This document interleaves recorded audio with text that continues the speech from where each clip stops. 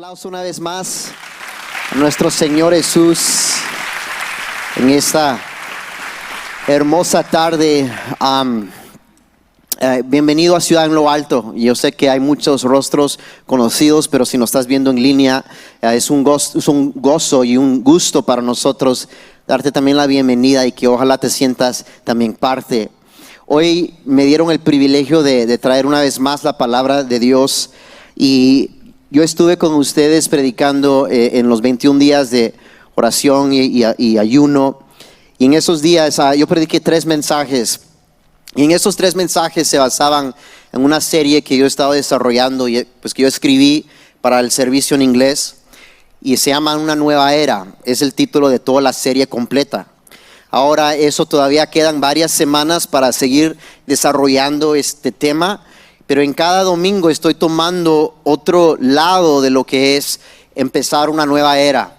Como ustedes saben, acabamos de iniciar un nuevo año, y cuando uno inicia un nuevo año muchas veces empieza con metas, escribe sus metas, escribe sus nuevos hábitos que quiere usted a desarrollar en su vida o implementar. También escribimos visión para nuestra vida. Pero hay un concepto que sigo trayendo a nuestra forma de pensar, que para nosotros, si no somos intencional en verlo así, podemos que sea simplemente otro año. Un año que tenga la bendición de Dios puede ser, amén. Un año donde si tenemos una relación auténtica con Jesús, que sea un año de su favor. Si tenemos hambre de Dios, que sea un año de su presencia. Y eso es muy real. Pero la razón por la cual traje a tema esta serie es porque muchas veces nosotros comenzamos y terminamos simplemente con el concepto de escribir metas, escribir hábitos, escribir la visión para la vida nuestra, donde queremos implementar comportamientos en nuestra vida que si no van acompañadas de algo más profundo que simplemente trabajar en el comportamiento, puede ser un nuevo año, pero podemos también ser la misma persona. En inglés decimos, it could be a new year, but it's the same you. Un nuevo año, pero el mismo tú. Voltea a tu vecino y dile, no seas el mismo.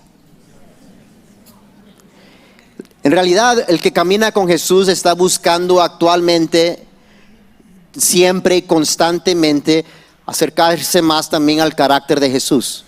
¿Sí o no? O sea, seguir a Jesús, ser cristiano. ¿Qué es lo que es ser un cristiano? Es un seguidor de Jesús. Cristiano es simplemente el nombre que se les dio como apodo en algún momento durante la iglesia infantil, cuando se daban cuenta que había un grupo de personas que se reunían, pero que todos hablaban y vivían y se comportaban como Jesús. Son como Cristo. Y eventualmente les dieron el nombre cristianos, porque amaban como Cristo, servían como Cristo, adoraban a Dios como Cristo, compartían ese amor y esa comunidad. Entonces, si queremos seguir a Jesús, realmente es poder decidir que hay una transformación continua que siempre tiene que estar en nuestras vidas. Es una transformación que no ha sido finalizada. Porque que yo entienda, todavía no existe alguna persona en este lugar que ha llegado a la perfección, ¿verdad? Imperfectos somos aún. Entonces, si hay imperfección, hay aún oportunidad de crecer, oportunidad de rendirle a Dios más de nuestros corazones y de nuestros caracteres. Entonces, una nueva era me he enfocado en cómo es que realmente podemos vivir una nueva era en nuestras vidas. ¿Cómo llego yo a vivir un nuevo año donde sea auténtico lo nuevo y que no simplemente intentar arreglar el comportamiento, los síntomas? Esta semana, en las últimas semanas, nuestra familia ha lidiado con diferentes, cada uno de nosotros en su respectivo momento con una enfermedad. Empezó mi mamá. Después de mi mamá se le pegó a mi hijo Zion. Después de Zion es como que se los pegó a mi papá y a mí al mismo tiempo. Y después mi papá aún sigue ahí, así que vamos a orar por él, amén. Y así se ha ido, pero mientras yo estaba enfermo, yo tomaba pastillas para aliviar dolores de cabeza. Pero esos dolores de cabeza, después de que se terminaba el tiempo en que tenía efecto esa pastilla, eventualmente salía otra vez a luz ese mismo dolor de cabeza, porque en realidad no estoy arreglando el problema, simplemente estoy tratando los síntomas. Pero la virus seguía en mí, ¿verdad? La virus, el problema, su raíz, aún seguía. Muchas veces cuando miramos, voy a escribir hábitos nuevos, voy a escribir metas nuevos, voy a escribir esta visión, si no entendemos que hay algo más profundo que tenemos que tratar en nuestros corazones, simplemente estamos tratando los síntomas y no estamos llegando a la raíz. ¿Y cuántos de ustedes saben que Dios quiere tratar con la raíz de tu corazón? Que Jesús quiere ser el Dios vivo en tu vida y no un Dios simplemente de ink on paper, de tinta en papel, sino quiere caminar contigo todos los días. Y entonces hoy vamos a examinar una historia que les mencioné brevemente en una de las prédicas que yo di en los 21 días. Hablé sobre el joven rico, con el mensaje donde le puse de nombre "Somos buenos?" pregunta. ¿Se acuerdan de ese mensaje? ¿Somos buenos? Bueno, vamos a examinar otra vez esa historia, así que abran sus Biblias o prendan sus Biblias y vámonos a Mateo 19, versículo 16.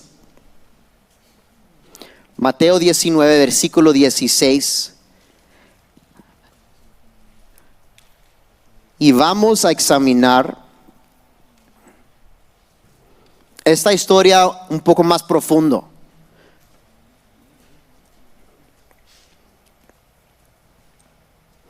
Si están ahí pueden decir amén.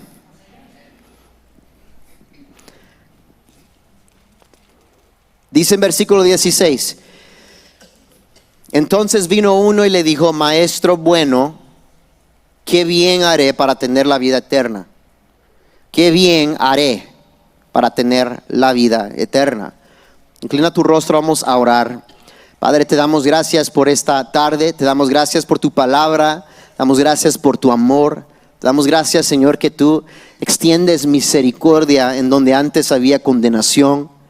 Te damos gracias, Dios, que tú eres bueno y que nos amas y que nos has reconciliado para contigo a través del sacrificio en la cruz por medio de Jesús, que derramó su sangre y pagó el precio. Y ahora somos justificados no por nuestras fuerzas humanas, sino justificados por la fe en el acto de ese sacrificio, en la gracia que tú extendiste para nosotros. Lo recibimos y queremos no atropellar ese regalo, sino queremos recibirlo en nuestros corazones y caminar contigo todos los días, rindiendo más y más de nuestras vidas. En el nombre de Jesús, y el pueblo de Dios dice amén y amén. Amén. Esta historia para mí es una de las historias que me conmueven en el sentido de que me llevan a sentirme un poco triste. Y le puse el título a este mensaje: Hombre triste, The Sorrowful Man. Y si usted conoce esta historia va a entender de que al final de este intercambio que tiene este joven con Jesús, se va triste. Yo creo que eso dice mucho, pero vamos a llegar a ese momento. Pero este joven llega con Jesús y Jesús ya en este momento ha estado ministrando por diferentes pueblos, diferentes ciudades. Ya Jesús tiene un poco de fama. Jesús ha sanado enfermos. Jesús ha sacado fuera demonios. Se ha movido de una forma sobrenatural desde que empezó su ministerio. Entonces las multitudes lo buscaban. La gente quería saber más de el Mesías, al Cristo. Y muchos llegaban con él listos de seguirle, pero también lo que a veces no sabían es que iban a ser confrontados primero con su pecado, confrontados primero con lo que ellos necesitan soltar para poder seguirlo a él. Y en esta ocasión no es diferente, es igual. Es un momento donde alguien quiere buscar a Jesús, pero el paradigma desde el principio es un paradigma mal puesto. La pregunta de él es muy específica. Lo voy a leer una vez más porque quiero que preste atención en la pregunta que le hace a Jesús.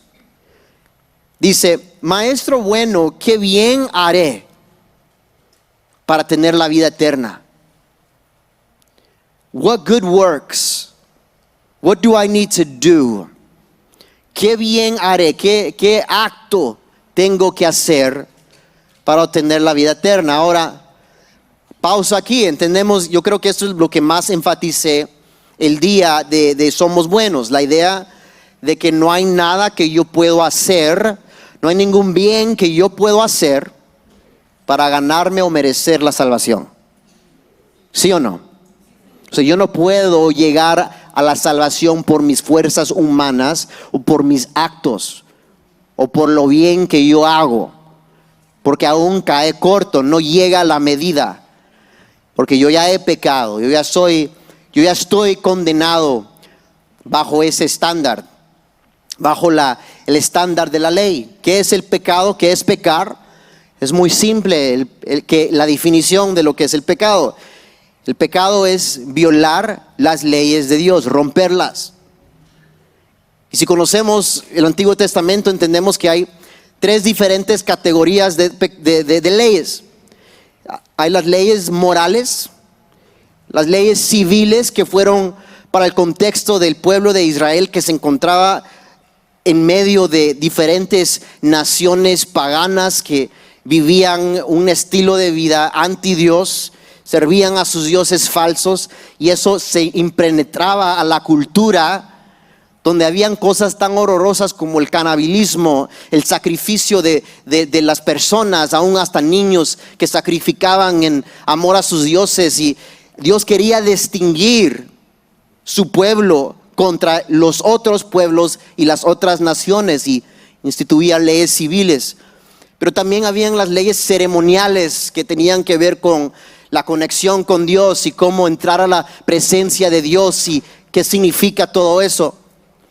Ahora las leyes civiles ya no se aplican, y incluso hasta las leyes ceremoniales hay más que todo podemos encontrar aplicaciones espirituales o podemos ver figuras espirituales en esas leyes y I like to say relevancia espiritual, pero en realidad lo que realmente ahora miramos como los mandamientos que más son relevantes en el día a día nuestro son las leyes morales.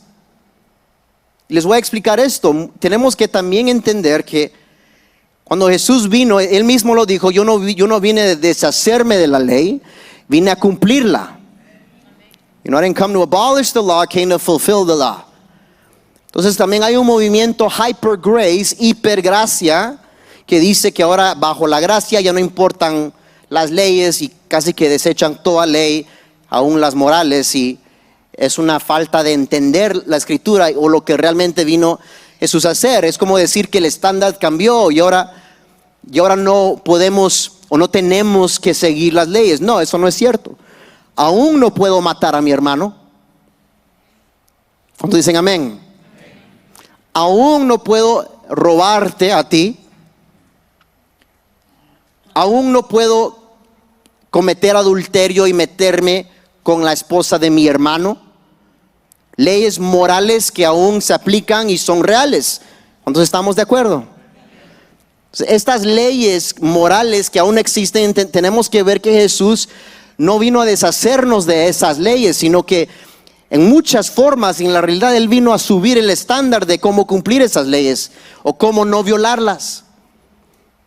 Entendemos que Jesús, cuando habla del adulterio, Él no solamente habla del acto. Cuando en las leyes judías se refería al acto, o así lo interpretaban y así lo aplicaban. El acto mismo de adulterar, el acto mismo de matar a alguien, el acto mismo de robarle a alguien. Pero Jesús viene con una palabra más profunda. Jesús viene y dice, te voy a decir algo, no es suficiente no meterte físicamente en el acto de adulterio, pero yo te digo de que si aún en tu corazón has deseado a una mujer que no es tu esposa y has cometido adulterio en tu corazón. Conocemos esa, ¿verdad? Cuando leemos el mensaje en el Sermon on the Mount, en el monte, Hay una parte donde Jesús también habla acerca del enojo. ¿Cuántos bravos hay aquí? No sé si es de sangre latina esa cosa o qué, pero también he lidiado con eso del enojo. La gente no me lo cree porque dicen, no, pero yo veo que estés tan dulce. Ajá, pero ve si no es cierto que mientras la gente se acerca más a uno pueden ver sus imperfecciones, ¿verdad? Entonces yo de igual forma es cierto, pero hay una parte en ese mensaje donde Jesús dice, hablando del enojo, dice, tú has escuchado de que no debes matar, y después Él se mueve al enojo. Pero yo te digo de que si tú tienes enojo en tu corazón contra tu hermano, también vas a recibir juicio. Es como que está diciendo, si tú ya no has matado a nadie, pero si tienes enojo en tu corazón contra tu hermano, es como lo mismo, porque en el corazón ya lo has hecho. En el corazón ya has violado esta ley. Y entonces a mí me encanta este momento con el joven rico, porque él todavía en su mente está todavía con la forma de pensar bien judía, de cumplir las leyes en lo que es el acto, y no entiende que es una cosa mucho más profunda que los actos, sino que el Señor no quiere simplemente a tratar tus síntomas y lo que tú expresas exteriormente. Él quiere entrar hasta lo más profundo de tu corazón. Él quiere sanar tu corazón para que de ahí salga el fruto de todo lo demás. Por eso es que cuando hablamos de las leyes, es cierto, nunca vamos a ser justificados por la ley. Si nos vamos por la ley, ya somos condenados. Pero el que tiene a Jesús también va a mostrar los frutos del Espíritu. Pero es diferente, no es empezar con lo de afuera, no es empezar con lo de adentro, lo del corazón, y de ahí surge todo lo demás. ¿Estamos entendiendo? Y ahí solo dice en versículo 17. Ahora sí, regresemos a la palabra. Versículo 17 dice, él le dijo, ¿por qué me llamas bueno? Que eso mismo es para otro tema. Yo lo toqué un poco ese día, le di un ángulo, pero la verdad es que esto también es muy interesante ahí. Pero sigamos, ninguno hay bueno sino uno, Dios. Diga conmigo, Dios. So, ya estamos en acuerdo en eso. Mas si quieres entrar en la vida, guarda los mandamientos. Okay, si estamos hablando de hacer, dice que tengo que hacer para llegar a la vida eterna. Bueno, si se trata de hacer, tienes que guardar los mandamientos. Ok, versículo 18, le dijo, ¿cuáles? Preguntó el joven rico. No matarás, no adulterarás, no hurtarás, no dirás falso testimonio. Honra a tu padre y a tu madre y amarás a tu prójimo como a ti mismo. Diga conmigo, amar. Diga conmigo, amar tu prójimo. ¿Quién es tu prójimo? Tu prójimo es el que está a la par tuya. Vamos a hacer algo, voltea a ver a tu prójimo ahorita. Esa persona y todos los que no son tú son los que tenemos que amar, ¿verdad? En los mandamientos no existe solamente una lista de no hacer, pero también existe lo que hay que hacer. No es simplemente no participes en esto, no hagas esto, no hagas esto. No, también hay cosas que te ha asignado Dios que te toca hacer. Para guardar sus mandamientos tienes que amar a tu prójimo. Incluso después Jesús lo resume en otra parte de los evangelios. Y dice, mira, todo el evangelio, todos los mandamientos se resumen en dos cosas. En dos. Ama a Dios sobre todas las cosas. ¿Cuántos dicen amén? Amar al Señor tu Dios sobre todas las cosas. Y ama a tu prójimo como a ti mismo. Ama a tu prójimo como a ti mismo. Y estas dos cosas resumen todo. Si yo amo a Dios sobre todas las cosas, estoy empezando bien, no hay ídolos en mi vida, porque todo aquello que yo ponga sobre Dios se vuelve un ídolo y ahora estoy yo participando en idolatría. Dios no va a tomar el segundo lugar nunca, y esa es la relación vertical que tenemos. Pero también trata con las relaciones horizontales, cómo me comporto con mi vecino, con mi prójimo, que también importa, no solo lo vertical, que hay mucho cristiano que cuando se vuelve bitter, amargado contra la iglesia, amargado contra algo que vivió, y le voy a decir algo, perdónennos, Si la iglesia en algún momento ha causado dolor, perdónennos que hay gente que todavía está lidiando con traumas y problemas y fallas de carácter y que te han dolido. Pero no por causa de eso dejes de cumplir el mandamiento de amar a tu prójimo. No solamente es lo vertical, lo horizontal, también las dos formas de relacionarnos tienen relevancia. Y se va a dar cuenta que la razón por la cual él lo dice es porque en realidad así se resumen y se arreglan todos los problemas. Si amamos a Dios primero y después amamos a los demás como nosotros mismos. Porque si yo amo a mi hermano, no lo voy a matar. Si yo amo a mi hermano, no lo voy a estafar y hurtarlo. Si yo amo a mi hermano, no me voy a meter con su esposa. O si una hermana ama a su hermano, no se va a meter con el esposo de otra. Es un amor real. Entonces Jesús les está diciendo una lista de cosas que no hacer, pero cosas que hacer representadas en las leyes que encontramos en el Antiguo Testamento. Y entonces en versículo 20, sigamos, dice: el joven le dijo, todo esto lo he guardado desde mi juventud. ¿Qué más me falta? Esto también es interesante y se lo voy a decir porque esto es relevante. Porque cuando leemos la Biblia tenemos que entender que hay versículos informacionales que comunican la información de lo que pasó en un intercambio o un evento, pero no es, o sea, versículos descriptivos, pero no necesariamente es que lo que dijo esa persona es verdad. O sea, lo que ocurrió, este evento ocurrió y estas palabras fueron hechas, pero yo pienso mientras yo analizo esto, yo digo, no sé a qué what extent, hasta qué extento, ahora no sé si se dice así. ¿Ah? Hasta qué momento, hasta qué nivel, no sé hasta qué nivel este joven fue sincero en guardar todas estas cosas. Yo creo que muchas veces nosotros mismos no somos lo suficientemente sinceros en lo que todavía nos falta o lo que no estamos guardando bien. Pero después Jesús lo confronta y lo confronta de una forma más directa. Porque Jesús quería que él se dé cuenta que sus hechos nunca lo van a llevar a la salvación.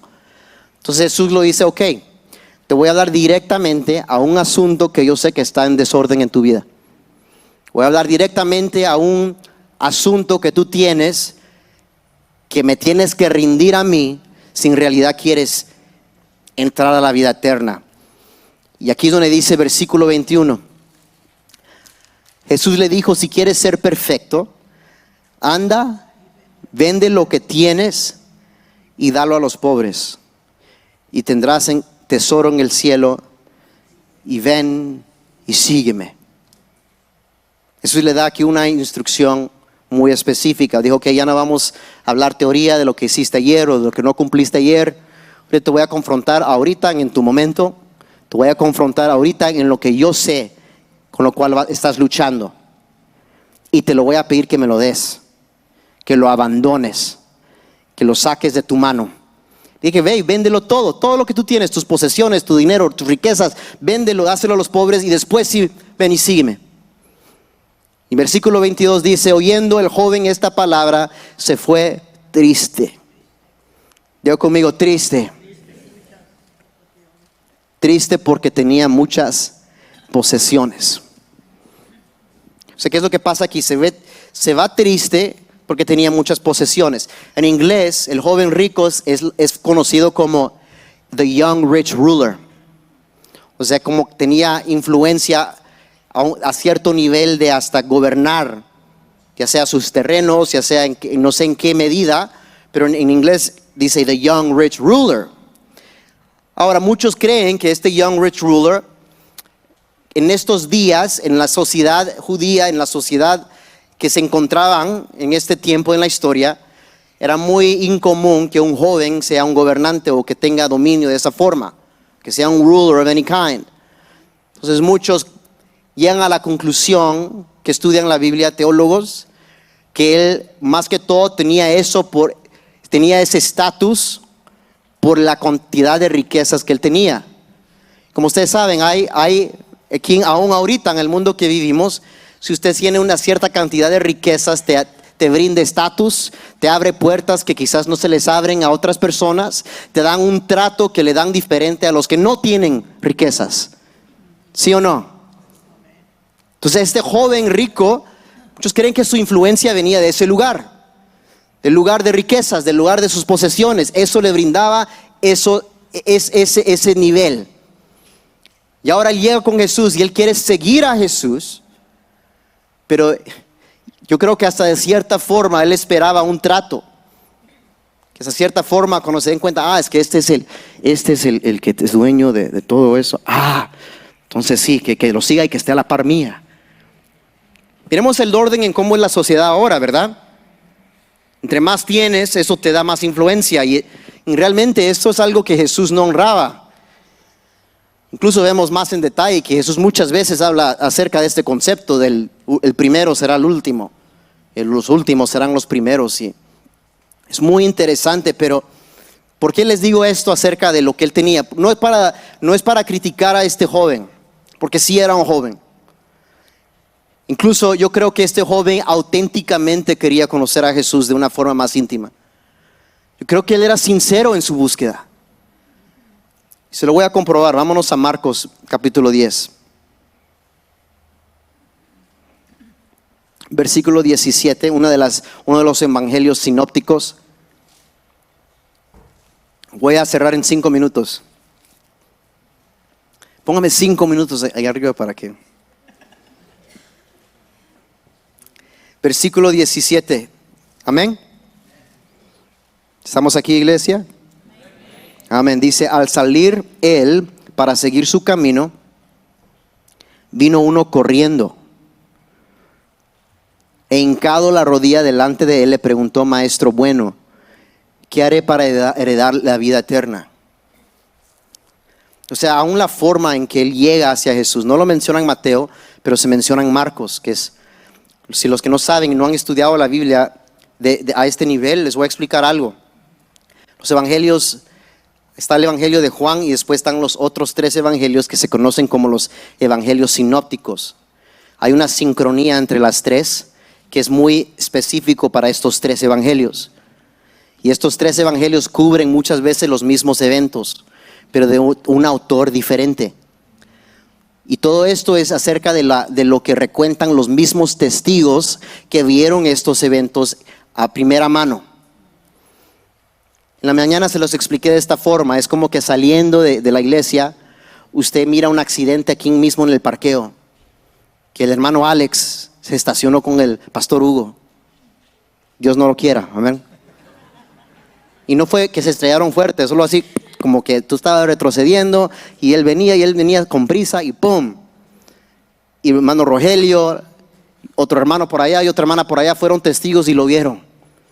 Y si alguien le pregunta al hermano Rogelio: ¿qué pasó? ¿Qué viste? Pues la verdad es que yo vi que Alex no volteó a ver y que simplemente le entró. Y estaba manejando un carro verde. Y después alguien más dice: bueno, yo vi que sí salió Alex, pero también vi que Hugo sí le pisó también, y que andaba sonriendo mientras le pisó. Wow. ¿Y usted qué vio? Yo vi que Hugo como que lo vio, pero al último momento quiso moverse, pero ya era demasiado tarde. Y usted se nota que cuando ustedes viven un momento con varias personas, cada uno capta un detalle que el otro no logró captar, ¿sí o no? Y es lo único que pasa. No son contradicciones, incluso es una unidad hermosa que vemos. Y entonces a mí me encanta en Marcos, que incluye el momento donde llega el joven hacia Jesús y lo describe como un joven que llega corriendo y que se arrodilla delante de Jesús. Se arrodilló. La búsqueda de él era auténtica. Él quería llegar hacia Jesús. Y quizás tú estás en ese lugar y auténticamente estás buscando de Dios. Y quizás no es la primera vez que has buscado de Dios auténticamente. Pero hay algo que este joven no pudo hacer y les voy a explicar. Y quiero que procesen esto y lo piensen. Porque lo que Jesús les dice, versículo 21 dice: Jesús mirándole le amó y le dijo: una cosa te falta, anda, vende lo que tienes y dalo a los pobres, y tendrás tesoro en el cielo, y ven, sígueme tomando tu cruz. Ok, pensemos esto. Jesús le dice al joven que venda todo lo que él tiene. ¿Será que entonces será que nosotros tenemos que aplicar ese verso a cada persona en este lugar y cada cristiano nos toca a todos vender todo lo que tenemos y dárselo a los pobres? ¿Es eso lo que quiere comunicar Jesús? No, ¿verdad? Jesús está haciendo algo muy específico, un trato específico con una persona que tiene un problema muy específico a él. Y le voy a decir algo, no hay ningún problema ser una persona próspera. Incluso creemos que Dios quiere prosperarnos, amén. Pero cuando ponemos lo que Dios nos ha dado, cuando ponemos algo que nos ha bendecido, aunque sea bendición, aunque sea bueno, pero cuando lo ponemos en el lugar de Dios y no estamos dispuestos a partir con eso por la causa de Cristo, entonces ahí sí hay un problema. Hay un problema de corazón y te lo voy a aplicar en tu vida de esta forma. Hay mucha gente que ha querido seguir a Jesús y fue auténtico así como ese joven. No podemos decir que no fue auténtica su búsqueda, porque la palabra de Dios dice que después cuando Jesús le dice esto, que se va triste. ¿Quién se va triste al menos que él no quería irse con él? Pero dice que se fue triste porque sabía que tenía muchas posesiones. Era lo que él conocía. Era lo que le había abierto puertas, era lo que él se recargaba sobre eso. Su seguridad no venía de nada más de lo que él tenía. Y el concepto de venderlo todo y quedarse con nada era demasiado difícil para él. Y te voy a decir, la razón por la cual muchos no han visto la gloria de Dios de una forma mayor, no es que no ames a Jesús o que no quieras seguirlo, es que no has estado dispuesto a soltar cosas en tu vida que Dios te ha pedido que sueltes. Es porque no has estado dispuesto a ponerlo en primer lugar. Y cualquier cosa que está en primer lugar sobre Dios es idolatría. Y no somos diferentes que los otros paganos que construyen a sus dioses. Dios no comparte lugar. En inglés, en la mañana decimos siempre que si Dios no está en el primer lugar de tu lista de prioridades, no está en tu lista. Lo voy a decir una vez más, que si Dios no está en el primer lugar en tu lista de prioridades, Él ni siquiera está en esa lista. Dios solo ocupa el primer lugar. Diga conmigo, el primer lugar. El primer lugar. Por eso Dios quiere prosperar a los que pongan a Jesús primero.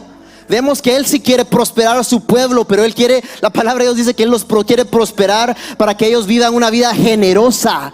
O sea, así como recibimos, así mismo nosotros damos.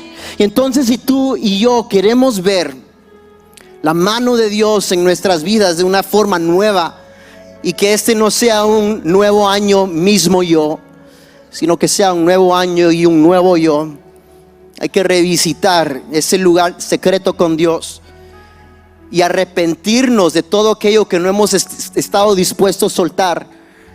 Para alguien más puede ser una relación que Dios ya te ha mostrado que no es una relación para ti. Para otra persona puede ser una adicción y un vicio que no has querido cortar y apartarte de él. Para otra persona es un pecado que antes sí luchabas contra ese pecado y declarabas la guerra contra ese pecado, pero mientras pasaron los años te volviste cómodo y llegaste a creer que es simplemente quién eres tú. Vuelve a declarar guerra sobre todo aquello que te separe de la gloria de Dios. Nadie dice que vamos a ser salvos por nuestras obras. Incluso el profeta Isaías describe que aún nuestras mejores obras son trapos sucios delante de Dios. Aún lo mejor de mí que yo pueda hacer esforzándome es un trapo sucio en sus ojos y nunca me van a justificar. Yo solo soy justificado por la sangre de Jesús que me reconcilia hacia Él. Él me hace justo por medio de su sangre preciosa, porque Dios solo hay uno. Pero mire, dice aquí en versículo 22, hoy sí estamos cerrando. Pero el afligido por esta palabra se fue triste, porque tenía muchas posesiones. Entonces Jesús, mirando alrededor, dijo a sus discípulos: cuán difícilmente entrarán en el reino de Dios los que tienen riquezas. Los discípulos se asombraban de sus palabras, pero Jesús respondiendo volvió a decirles: hijos, cuán difícil es entrar en el reino de Dios a los que confían en las riquezas. ¿Ven lo que él dice? El problema no eran las riquezas, era que su confianza estaba puesta en las riquezas. ¿Por qué no diezmamos? Porque nuestra confianza no está en Dios, está en lo que nosotros tenemos y podemos controlar. ¿Por qué no servimos más? Muchas veces nuestra confianza está en otras cosas y Dios nos llama hoy a rendirlo todo. No te quedes con ni tan solo una parte. Tienes que estar dispuesto a ponerlo todo debajo de Jesús. Aún Abraham estuvo dispuesto a sacrificar la promesa que tanto tiempo él esperó verla realizada. Y Jesús le dice: sacrifícame a tu hijo Isaac. Y él dispuesto a hacerlo, pero en ese momento Dios lo libra. Pero sigamos, versículo 25. Más fácil es para un camello por el ojo de una aguja, es pasar un camello por el ojo de una aguja, que entrar un rico en el reino de Dios. Ellos se asombraban aún más, diciendo entre sí: ¿quién pues puede ser salvo? ¿Quién puede ser salvo? Aquí está la respuesta, versículo 27. Entonces Jesús mirándolos dijo: para los hombres es imposible, mas para Dios no, porque todas las cosas son posibles para Dios. Miren, hermanos, esto fue un problema desde el principio, porque la pregunta fue una pregunta mal puesta. ¿Qué bien tengo que hacer para ser salvo? No hay nada bueno que pueda hacer el hombre para ser salvo. Para el hombre es imposible, pero para Dios nada es imposible. No somos salvos por nuestras buenas obras, somos salvos solo por la gracia de Dios. Él es el único, Él es el único. ¿Por qué no te pones de pie ahí donde estás? Cierra tus ojos y simplemente hoy le voy a pedir a Dios que hoy te dé las fuerzas. Mira, en algún pasado tú has dicho: Jesús, te amo, Jesús, te quiero buscar. Pero en el momento que Él te pidió que te deseches todo aquello que te aparta de Él, todo aquello que has puesto en primer lugar en tu vida, y que tú digas: Señor, eres el primer lugar. Todo aquello que te ha detenido de tomar ese último paso, de ponerlo en el primer lugar, quiero que te confrontes eso. Que confrontes aquello que te vino a apartar de Dios. Esta vez tiene que ser diferente. Esta vez no es simplemente el deseo de seguir a Jesús. Tienes que tomar decisiones concretas. Tienes que vivir con una fe verdadera. Que tu seguridad no esté puesta en nada que tú puedas controlar. Que tu seguridad esté puesta en Jesús, en la persona de Jesús, en lo que Él hizo en la cruz del Calvario, en el acto más poderoso del tiempo de la existencia. Jesús vino y conquistó todo. Él vivió la vida que nos tocó nosotros vivir, pero no pudimos. Y murió la muerte que nos tocó nosotros morir, pero Él nos libró. En el nombre de Jesús, Padre, dales fuerzas para decidir contra aquello que los jala lejos de ti, así como lo sigues activamente haciéndolo en tantos que te siguen. In Jesus' name, Lord, I just thank you that you are good. God, you are good, you are good. And Lord, today we just are ready to put you in first place. My faith and my security is in you, Jesus. Este año será diferente. En el nombre de Jesús yo declaro que hay una mano sobrenatural que te acerca a Jesús, que toca tu familia, que toca la vida de tus hijos. Pero tu mirada tiene que estar puesta en Jesús. Vive una vida conforme a Él, no porque serás salvo por tus hechos o tus obras, sino que simplemente es el fluir de lo que Jesús ha hecho en tu corazón. Te damos gloria y honra. Sabemos, Señor, que todo lo que tú has empezado en la vida de tu pueblo, cada hermano en la fe, cada hermana en la fe, que tú eres bueno para perfeccionar. You are the author and perfecter of our faith. Lo que Dios empezó, Él lo va a terminar. En el nombre de Jesús te damos gracias, Padre. Amén. y amén.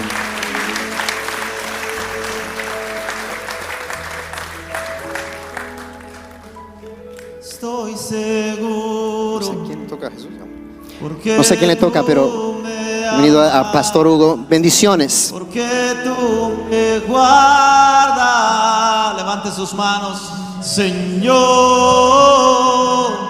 cuidas mis pasos. Renuevas mis fuerzas.